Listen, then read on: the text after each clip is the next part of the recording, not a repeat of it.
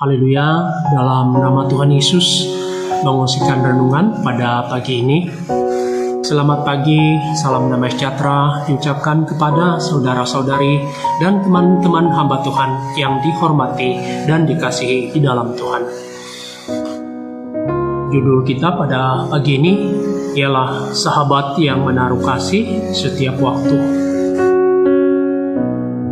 Saudara, sahabat sangat penting dalam perjalanan hidup kita. Terlebih pada saat kita harus mengharungi badai hidup.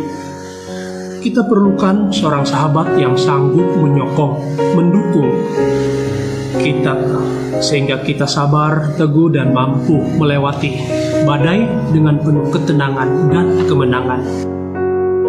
Seperti suasana yang digambarkan di dalam Kidung Agung di pasal yang ke-8 ayat yang ke-5 tentang seorang yang mampu muncul dari padang gurun.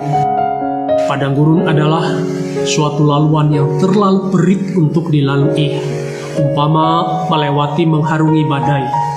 Namun dia mampu muncul, artinya berhasil mengharungi perit dan payahnya padang gurun itu.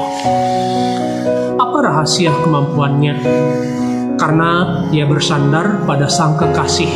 Dia mampu karena ada teman untuk menyokong, mendukung, dan menjadi sandarannya.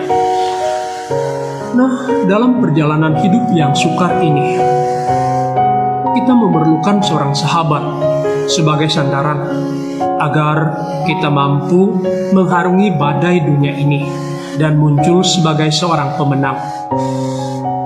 Tahu sahabat yang bagaimana? Seperti dalam Amsal pasal 17 ayat yang ke-17. Seorang sahabat menaruh kasih setiap waktu dan menjadi seorang saudara dalam kesukaran. Kita perlu seorang sahabat ini yang menaruh kasih setiap waktu.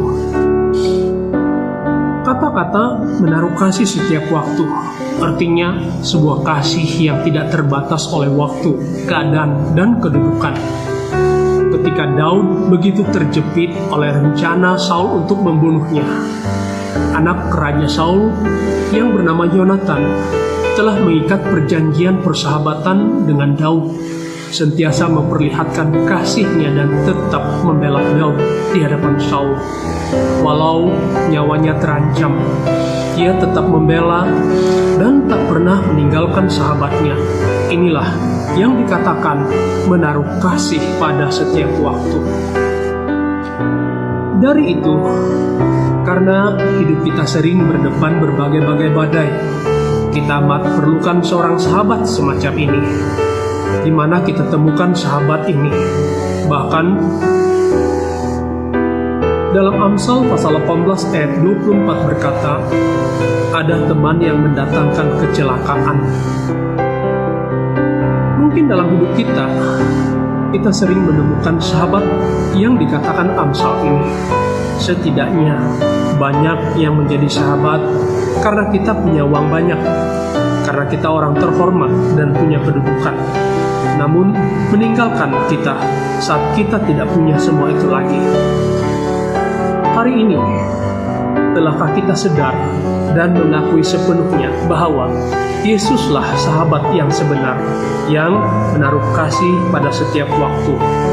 Ketika Yesus memanggil kita bukanlah orang-orang bijak, bukan orang-orang berpengaruh, dan kita tidak terpandang seperti yang dicatat dalam 1 Korintus pasal 1 ayat 26, dan di ayat yang ke-28 pula mengatakan, kita ini adalah hina dan tak berarti bagi dunia.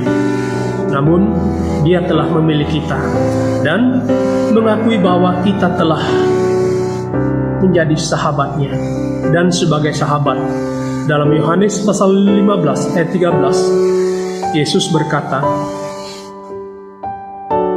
tidak ada kasih yang lebih besar daripada kasih seorang yang memberikan nyawanya untuk sahabat-sahabatnya.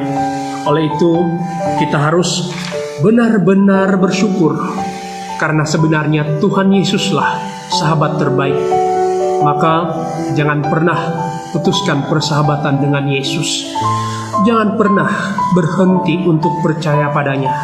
Dialah sahabat tempat kita bersandar untuk mengharungi badai dan padang gurun hidup ini. Haleluya, amin.